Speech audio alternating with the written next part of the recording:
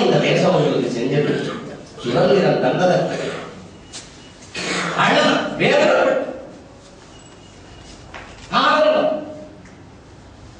ஒரு பெருமைக்குரிய விஷயம். வியாஸ் மாதிரியான இளைஞர்கள் இன்னும் இந்த நாட்டில் இருக்கிறதுனால இந்த நாடு உயிரோட தாங்கி பேசிக்கிட்டு அவங்க சொன்னாங்க, பட்டியலிட்டு பேசுறாங்க. 36 லட்சம் பேரில் 30 விழுக்காட்டுக்கு மேல இந்திய மருத்துவர்களும் இந்திய பொறியாளர்களும் விஞ்ஞானிகளும் வெளிநாட்டில் இருக்கிறார்கள். இது பெருமைப்படக்கூடிய விஷயம் நீங்க நினைக்கிறீங்களா? என் அருமை சகோதரனே, நாங்கெல்லாம் விவசாய குடும்பத்தில் பிறந்தவங்க. நீங்களும் அப்படித்தாங்க பிறந்தது. நாட்டு பாவ நாட்டங்கால நாட்டு அந்த நாட்டங்கால அந்த நாட்டு சொந்தம் இல்லை, வேற ஒரு நிலத்தில் பிடிங்கினாலும். அப்படித்தான் என் தேசத்தில் பல இளைஞர்கள் உருவாக்கப்படுறாங்க. மிகச்சிறந்த மருத்துவர்களும் மிகச்சிறந்த பொறியாளர்களும் மிகச்சிறந்த அறிஞர்களும் எங்க என் தேசத்துல? இந்த நாட்டில் என் நாட்டு மக்களுடைய வரிப்பணத்தில் என் நாட்டு மக்களின் உழைப்பில் உங்களுக்கு கொடுக்கப்படுகிற கல்வி அறிவும் யாருக்கு பயன்படுது? மேலை நாட்டுக்கு. இந்த நாட்டில் படிக்கிற ஒவ்வொரு மாணவனும் அமெரிக்காவுக்கும் ஆஸ்திரேலியாவுக்கும் ஜப்பானுக்கும் இத்தாலிக்கும் இந்தோனேஷியாவுக்கும் உருவாக்கப்படுறாங்க. அப்புறம் ஏன் நாடு எப்படி வளர்ந்தது? ஆஸ்திரேலியாவில் இருக்கிறவங்களுக்கு ஒரு உயிர், அவங்களுடைய எமநாயகம் பட்டியலீங்க அங்க பெத்தநாயகம் பட்டியல் இருக்கிறவங்களுக்கு ஒரு உயிரா?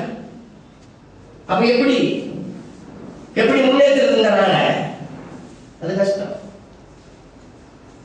தேசத்தை பற்றி எல்லா இளைஞர்களுக்கும் அமெரிக்க கனவு இருக்கு. ஒரு அமெரிக்கனுக்காக இந்திய கனவை நாம் உருவாக்கி இருக்கிறோமா? இல்ல இல்ல.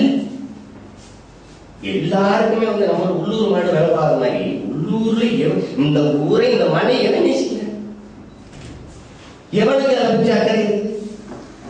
யாருக்கு அதை பற்றி வருத்தம் இருக்குது? நாடு நல்லா வரணும். சரி, உங்ககிட்ட நான் கேட்கிறேன், இந்த சேது சமுத்திர திட்டம், சேது சமுத்திர கால்வாய் இந்த நாட்டுக்கு நன்மை தருகிற திட்டமா இல்லையா? அதை மட்டும் சொல்லு. இந்த திட்டத்தில் ஒரு நாடு நலம் பெறுமா இல்லையா?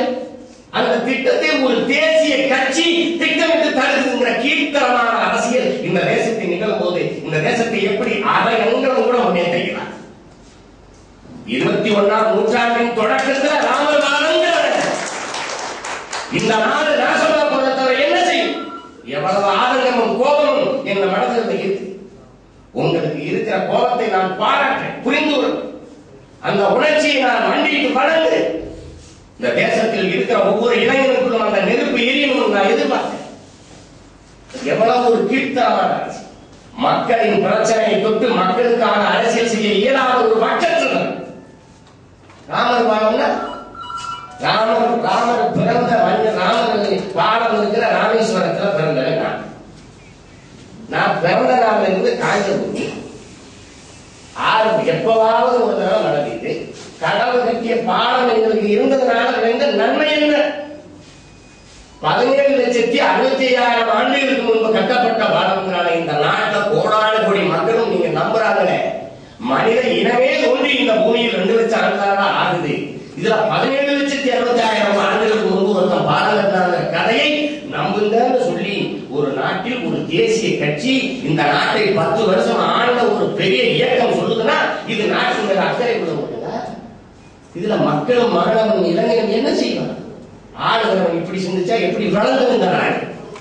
நான் தான் கேட்டேன், சாதாரண மனிதன் நாங்க கட்டிய பாலமே கடலுக்கு மேல இருக்கடா, கடல் கட்டின பாலம் இருக்குடா உள்ள மூழ்கிச்சுன்னு. எங்க ஊர் ராமேஸ்வரத்துல ஒரு பாலம் வச்சிருக்காங்க, ராமருக்கு ஒரு பாலம். இன்னொரு பாலம் எங்கடா கேட்டா அந்த பாலத்தை தூக்கி நேரா லங்கையில வச்சாரு, ராவணன் தலையில வச்சாருங்கிறாங்க. இடமெடுத்தவன ஒரு கால தூக்கி லங்கையில வச்சவன இடையில பாலம் இருந்தா பல்லாங்குடி ஆரம்பிச்சாங்க. தூக்கி வச்சுட்டாங்கல்ல. அயோத்தியிலிருந்து ராமேஸ்வரத்துக்கு எப்படி வந்தாங்க? ராமேஸ்வரத்திலிருந்து இலங்கைக்கு பாலம் கட்டி போறேன். கங்கையில ஏண்டா பாலம் கட்டல? எங்க புகழோட வடங்களை என்ன ஆகி போறேன்? இந்த நாட்டில் ஒரு பைத்தியக்காரத்தை பரப்பிக்கிட்டு ஒரு தேசிய இயக்கம், ஒரு அரசியல் அமைப்பு, இது நடந்து விடுவாங்க இந்த தேசத்தை. ஒருத்தர் சொல்றாங்க, நீங்க போட்டதுல எனக்கு பிடிச்சது இந்த படம் தாங்க, நான் உங்ககிட்ட காட்டுறேன். நான் இது ஒண்ணுக்காக கேஸ வந்து கொண்டாடுறேன் மகன்கிறேன். இந்த மாதிரி அந்த படத்தை காட்டுற மாதிரி கொஞ்சம் காலதாமதத்துக்கு சொல்லுங்க, இருங்க அந்த படத்தை எடுக்கிறேன். இதுதாங்க இந்த படம் தாங்க எனக்கு ரொம்ப பிடிச்ச படம். உழைக்காமல் உல்லாசம் பண்ணாமங்க. இதுதான் என் அருமை பெருமக்களே. இந்த நாட்டுல திரிவேணி சங்கமத்தில் ஆண்டுக்கு ஒரு வருடம் 3 கோடி பண்டாரம். நீங்க பெருமக்களா இருக்கீங்க, நீங்க வருத்தப்படுவீங்க, வருத்தப்பட மாட்டீங்கிறதுனால என் நோக்கம் என் உணர்வை பகிர்ந்து கொள்வது. பிடிச்சிருந்தா ஏற்றுக்குங்க, பிடிக்கலன்னா விட்டுங்க. அதை பத்தி நான் கவலைப்படுற ஆளும் இல்லை. இந்த நாட்டுல உழைக்கிற மக்கள் கோடான கோடி பேர். நீங்க நினைச்சு பாருங்க, எங்க அப்பா ஒரு ஏழை விவசாயி. காலையில போய் அந்த கத்திரிக்காய் சுரையில நானும் என் தங்கையில எங்க அப்பாவும் கத்திரிக்காயை கொடுக்குவாங்க. நல்ல கத்திரிக்காயா, அப்படி அழகழகா இருக்கிற கத்திரிக்காயா தனித்தனியா ஒதுக்கிடுவோம். எல்லாத்தையும் ஒதுக்கி மூட்டை ஏற்றி பேருந்துல ஏற்றி சந்தைக்கு எங்க அப்பா எடுத்துட்டு போயிடுவாரு. கடைசியா நாங்க ஒதுக்கின பூச்சி கத்திரிக்காய், சொத்த கத்திரிக்காய அறுத்து பூச்சி பகுதியை மாற்றி போட்டுட்டு பூச்சி இல்லாத பகுதியை கருவாட்டோடவோ ஒரு முருங்கைக்காவலும் போட்டு சாப்பிட்டாங்க. நாங்க நல்லா நினைவு வச்சுக்கிறீங்க. நீங்க மிளகாயே அதே மாதிரிதான். சொத்த மிளகாயா குறைக்கு ஒரு மூட்டை கட்டி மச்சம் போடுவான். அது தெரியாது. அதைத்தான் காலகாலமா நம்ம அரைச்சு குடிக்க போறோம். நல்ல மிளகாயை நாங்க வித்தோம். யாருக்காக வித்தோம்? உழைக்காம திங்கிற இந்த பண்டார நாயகத்துக்காக வித்தோம். எவன் என்ன வேலை செய்யறாங்க தேசத்துக்குள்ள? 3 கோடி பண்டாரம் திரிவேணி சங்கமத்தில் கூடுறான்னா பேருந்துலையும் தொடர் வண்டியிலையும் வந்து சேர்ந்ததுக்கு வசதி இருக்கிற மட்டும் அத்தனை கோடி பேர். இவன் தான் இந்த நாட்டுக்குள்ள குழப்பத்தை உண்டு பண்றான். ஒரு மரியாதைக்குரிய நம்ம தலைவருடைய தலையை வெட்டி கொண்டு வா அப்படின்னு ஒருத்தன் சொல்றான். அதுக்கு பணம் தருவேன்றான். இந்த நாட்டுல எல்லாரும் கேட்டுட்டு தலையை வெட்டி கொண்டு வாங்க. நான் தான் சொன்னேன், ஏன்னா வெறும் காய்கறி கத்தரிக்காய் பொரியல் திங்கிறவனுக்கே உனக்கு இவ்வளவு கொடுக்கணும், ஏன்னா ரத்த பொரியல் திங்கிறவங்க நாங்க எவ்வளவு பொருட்படுத்தி தெரியறதுன்னு நான் சொன்னேன். கொல்லப்பட்டிலே குடியிருக்கிறவங்க நாங்க. அருவாளை அடிச்சு தந்ததே நீங்க கையில வச்சிருக்க சூடாயத்தை அருவாளையும் அடிச்சு தந்ததே நாங்கடா. அதை எப்படி புடிச்சு வச்சுறதுனால உங்களுக்கு தெரியுமான்னு கேட்கிறேன். இப்படிப்பட்ட தேசம் இது. இதை முன்னேற்றித்தான் ஆகணும். இதில் போராடித்தான் ஆகணும். உங்க வேதனை என்ன? என்ன இருக்குது இந்த தேசத்துல? சரியா லஞ்சம் தேசியமயமாக்கப்பட்டுச்சு, நாட்டுடனே ஆக்கப்பட்டுச்சு. நீங்க மறுக்கையா? வீரப்படை சுட்டான அந்த காவல்துறையால் தன் கடமையை தான் செஞ்சா. எதுக்கு 5 லட்சத்துக்கு வீடு, அப்புறம் பணக்கம், அப்புறம் பணம்? அரசு லஞ்சம் கொடுத்து அவன் ஊதி வாங்கணும், அவனுடைய சேவையை ஊக்கப்படுது. இது லஞ்சமா? பெரியவர்களா இருக்கீங்க, உங்க நெஞ்சத்தை சொல்லு. அப்ப வீரமணிங்கிற ஒரு சமூக விடுதலை சுட்டவனுக்கு நீங்க என்ன விடா கொடுத்தீங்க? ஏன் கொடுக்கல? ஏன் இந்த வெள்ளை அருவியை சுட்டவனுங்க, பங்கு மாதிரி சுட்டவனுங்க என்ன கொடுத்துருந்தாங்க? ஏன் வீரப்பண்ண சுட்டவனுக்கு அவ்வளவு கோடி? தன் கடமை வேலை செஞ்சான். சம்பளம் வராம கோடி யோசிச்சு வச்சு என்ன வேலை செஞ்சான்? லஞ்சம் தேசியமயமாக்கப்பட்டது தேசம் இது. கம்பி படத்தில் கூட நான் ஒரு கவிதை, அது எந்த எழுதிய கவிஞர் எனக்கு தெரியல, எப்படிப்பட்ட கவிதை. 2 வரிதான். லஞ்சம் வாங்கினேன் கைது செய்தார், கொடுத்தேன் விடுதலை செய்தார்.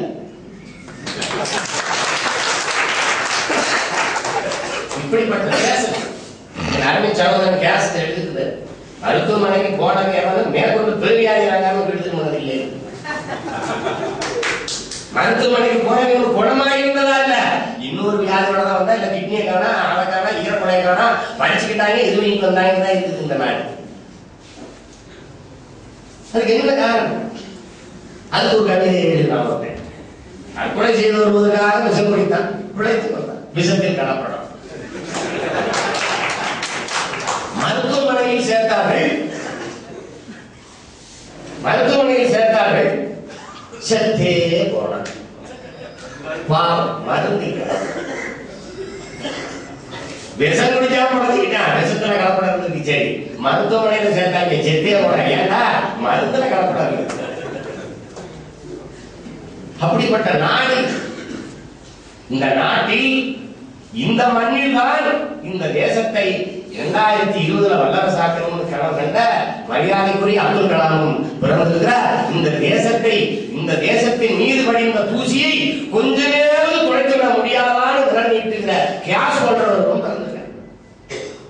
மேற்காட்டுக்கு போயிட்டவன், கோடி கோடியா சம்பாதிக்கிறவன், சொகுசாக வாழ்றவே பிறகு இந்தியா இருக்கு, நம்ம வெளிநாட்டு குடியுரிமை வாங்கிட்டு தேசம் இருக்கு, ஒருத்தர் கவலைப்படல, விட்டுட்டு போறவன். ஐயோ என் தேசம், என் உடம்பில் வந்தார்கள், என் மண்ணின் மக்கள், எங்களுக்கு கோடான கோடி மக்கள், என் உறவுகள் அந்த மண்ணில் இப்படி கருவாயப்பட்டு காலம் பூரா இப்படி கஷ்டப்பட்டு இருக்காரே, அவன் வாழ்க்கை ஒரு தடவை உயராதா, ஒரு அங்கம் உயராதாங்கிற ஆதரவும் கோபமும் பிரியமும் இருக்கிற ஒரு மனிதனாக இந்த வியாசர்.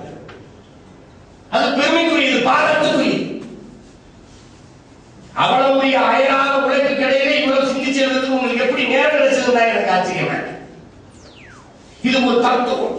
முழுக்க முழுக்க இளைஞர்களுக்காக சுருங்க சுருங்க நான் சொல்லிட்டு ஆய்வு தெரிச்சு நாட்டு பற்று இருக்கணும் எழுதுறது. ஒவ்வொரு இளைஞருக்கும் நாட்டு பற்று இருக்கணும். இருக்கா?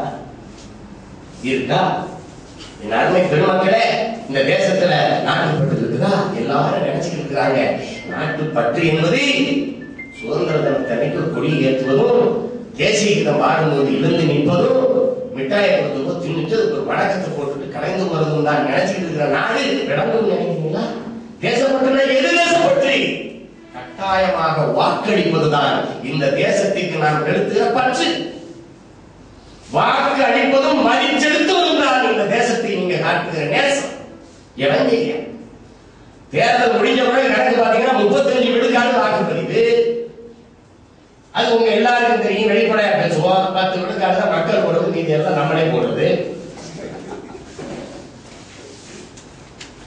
அப்ப மீதி இருக்கிற 60-70 விழுக்காடு 50 விழுக்காட்டு மக்கள் ஏன் வாக்களிக்க வருவது? இந்த ஜனநாயகத்தின் மீது நம்பிக்கை இல்லையா? இல்ல ஆட்சியாளர்கள் மீது நம்பிக்கை இல்லையா? இந்திய அரசியலமைப்பு சட்டம் மீது அவர்களுக்கு பிரியம் இல்லையா? எது காரணம்? நம்ம ஆழமாக யோசிக்கணும். சுதந்திர இந்தியா சுதந்திரமாக வாக்களிக்க முடியல இந்த தேசத்து மக்களால. நவீன அதிநவீன துப்பாக்கியோடு காவல் நிற்க வேண்டிய அவசியம் இருக்குது. வாக்களிக்க வர மக்கள் பயப்படுறாங்க. யார் இந்த தேசத்தின் அரசியலை தீர்மானிப்பது? படிப்பறிவில்லாத பாமரன். 5 ரூபாய்க்கு தோடு துங்கட்டாருக்கு, பிரியாணி பொட்டலத்துக்கு, குவாட்டு போத்தலுக்கு, 100 ரூபாய் அளவுக்கு, சில்வர் குடத்துக்கு வாக்களிக்கிறவங்க தான் இந்த தேசத்தின் அரசியலை தீர்மானிக்கிறார். படித்த கற்றவர், பெரும் வீடுகள் வசதியாக இருக்கிறார், ஒரு நாள் பெரிய வசதியாக இருக்கிற எவராவது வரிசை நின்று வாக்களிக்க நின்று நீங்க பார்த்திருக்கீங்களா? வசதி இல்லை. அதுக்கு காரணம் என்ன?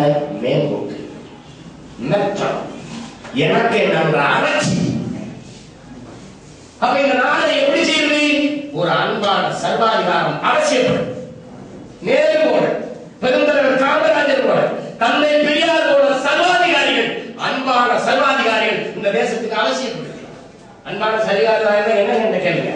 சாலையின் இரு மடங்கு ஆக்கிரமிச்சு கட்டணங்களை கட்டிய போது சாலையை விருத்தி செய்வதற்கு திடீர்னு ஒரே நாள் எல்லாத்தையும் இடிச்சு போறோம்ல, அதுக்கு பேர் அன்பான சர்வாதிகாரம். ஏன்னா அவன் நன்மையை தான் போச்சு. இந்த சர்வாதிகாரம் இந்த தேசத்துக்கு அவசியப்படும். அது இல்லைன்னா முடியாது. நீங்க பொள்ளாச்சி பக்கம் போனீங்கன்னா உங்களுக்கு தெரியும், கனால ஒன்று இருக்கு. அதுலதான் ஆழியார் அணை இன்னைக்கு அந்த இதெல்லாம் தண்ணி நிரம்பி வெளியுது. 3 கிலோமீட்டருக்கு மழையை குறைஞ்சிருக்கிறார். யாராவது பெருமக்கள் நீங்க போனீங்கன்னா பாருங்க, பெருந்தலைவர் காமராஜர் ஆட்சியில் நடந்தது. 3 கிலோமீட்டருக்கு அந்த உடைச்சு மழை உள்ளே ஒரு குழாவை தூங்கு மாதிரி அப்படி பறிச்சு கேரளாவில் இருக்கிற தண்ணியை கூட கொண்டு வர்றாரு. 3 கிலோமீட்டர் இன்னைக்கு இருக்கிற வசதி இல்லாத காலத்தில் எப்படி உடைப்பாரு நினைக்கிறீங்க? சின்ன சின்ன நாட்டு வெடிகுண்டு தான், கடற்பாறை வச்சு உடைச்சுதான்.